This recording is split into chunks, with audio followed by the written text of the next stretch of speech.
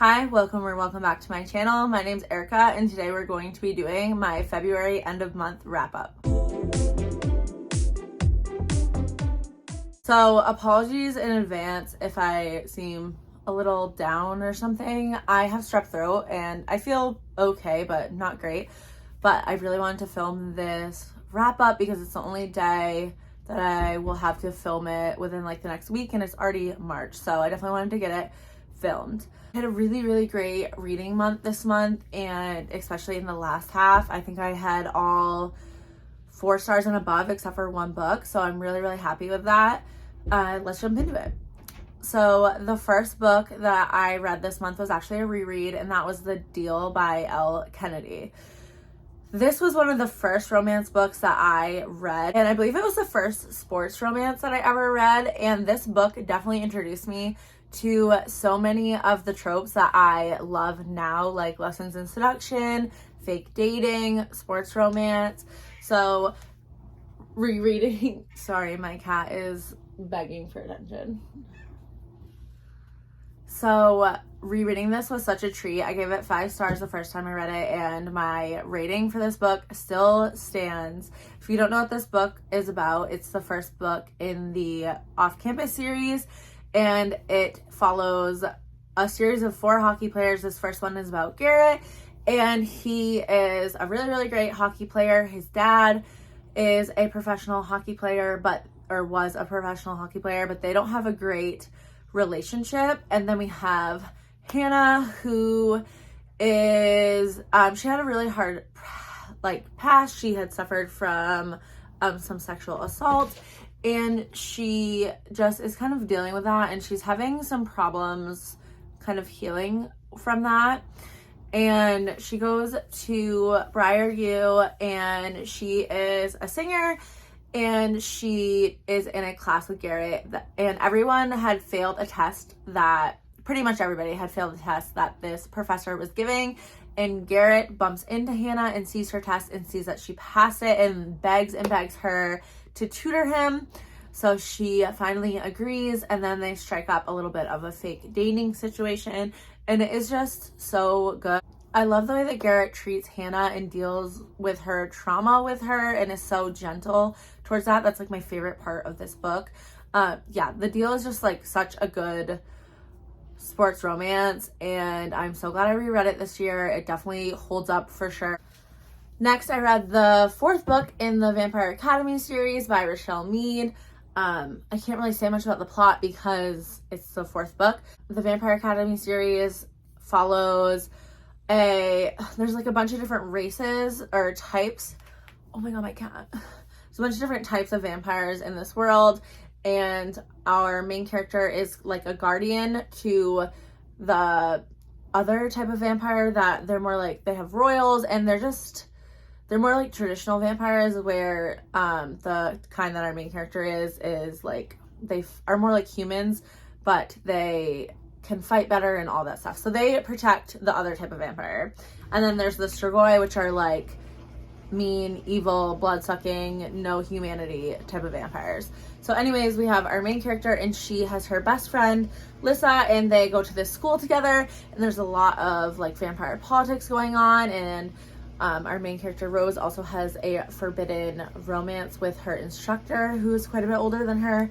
So this is a young adult series, so it doesn't like get steamy or anything, but I think it was a really good time, especially considering that it was written in 2007. I think that it's still a really fun series. So like I said, this is the 4th book, and I enjoyed it quite a bit. The plot after the 3rd book really picks up. It was solid. It was a 4-star read for me, and I definitely enjoyed it. After that, I read Powerless, and this was one of my most anticipated reads of the year with like so many other people, but this is the 3rd book in the Chestnut Spring series by Elsie Silver, and Heartless was one of my favorite books of the year last year, so I was so excited for Powerless. This follows Jasper, who is kind of like the adopted brother into the Eaton family, and he is a hockey player, so it has a little bit of that aspect in it.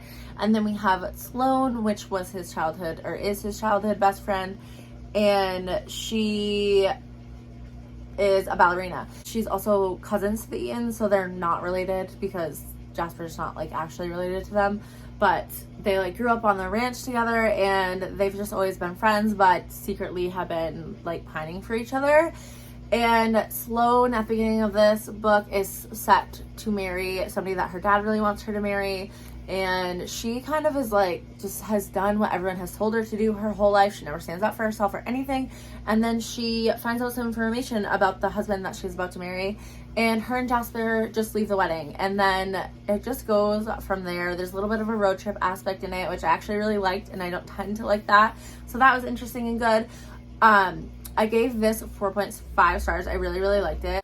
Friends to lovers is just not my favorite trope. I feel like we lose a lot of the sparks that you get when you're building a new relationship between two people who don't really know each other that well.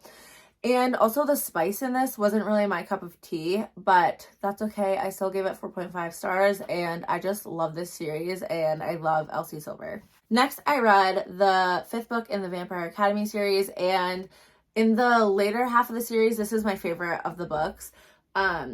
I really liked it. I loved the change of like scenery and the change of like dynamics that we had going on. And it just was a lot of fun, and I really, really enjoyed this one. So yeah, another really solid installment of Vampire Academy. This was a 4-star read. Next, I did a reread of A Court of Thorns and Roses.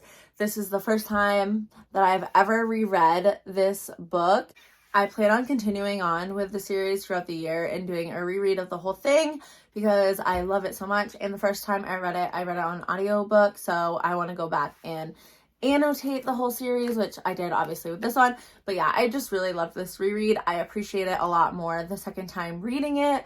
And yeah, it was really good. My rating as a 4-star, which is what I gave it the first time I read it, just because I didn't want to change like the feelings that I had the first time I read it. I feel like those are still valid because not everyone goes back and rereads series all the time, but I do definitely have like more appreciation for this first book after rereading it. Next, I read These Hollow Vows by Lexi Ryan. This is I think it's technically a young adult fantasy romance series, but I would say it's definitely more new adult. It does have a little bit of spice in it, but like not much. This is compared to A Court of Thorns and Roses a lot, which is interesting because I read it right after I read that. It has similarities to that series, definitely, but it's like own story, stands on its own, has completely different like plot points. It's its own story. It's not the same story, if that makes sense. But I think if you liked that series, then you would like this one too. But yeah, I really enjoyed this. This follows Bree.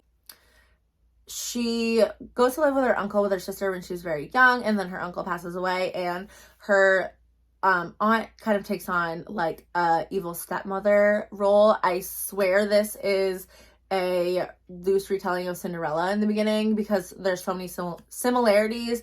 Like the aunt has 2 daughters that are really, really mean and treat Bree like a servant, and there's a ball aspect. Like it's definitely loosely a Cinderella retelling in the beginning. They're staying in the basement, and they have to pay like basically rent every month, and it's a crazy fee. So Bree has to like work really hard, and she ends up having to steal and stuff to make rent every month. And then there's a month where she cannot make rent, and it's been a lot of months that she hasn't been able to. So her aunt sells her sister to the fairies, and Bree decides that she's gonna go to the fairy realm and get her sister back, and things just go from there. There's like definitely a love triangle in this.